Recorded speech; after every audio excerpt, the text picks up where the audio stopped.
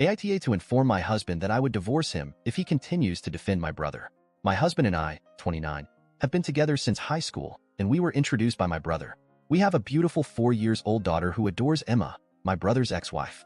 My brother and Emma have been together for around 4 years. She is an incredible delight to be with, bringing out the best in him. Our entire family cherished her.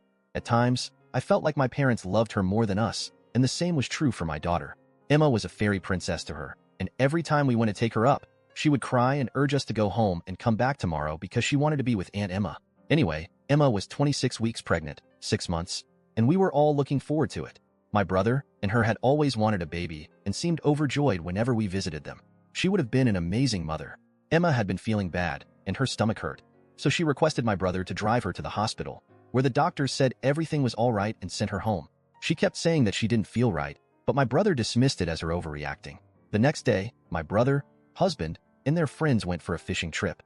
Emma urged my brother not to go since she didn't feel right and needed someone to be with her. My amazing brother became mad, telling her to quit overreacting, that everything isn't about her, and that he needed some alone time. Well, he turned off his phone and proceeded on the trip. Emma called me crying and asked if I could come over because her stomach hurts. By the time I arrived, she was half conscious on a bloody floor. Rushed her to the hospital. The hospital told they required her husband's signature to carry out the operation. There was a lot of bickering. Although they saved her life, we lost the baby. She woke up screaming and weeping, asking where her child and husband were. It was horrible. Both of my parents and her parents were in tears when they saw her. I kept calling the guys, none of them responded.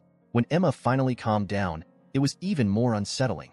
It was as if she had given up, with no soul left in her eyes. My brother returned the next day to an empty, bloody apartment, ran to the hospital and apologized to Emma while crying. She looked at him with no feelings and asked for a divorce. My brother grew depressed after that, and he would spend his days drinking in the baby's nursery.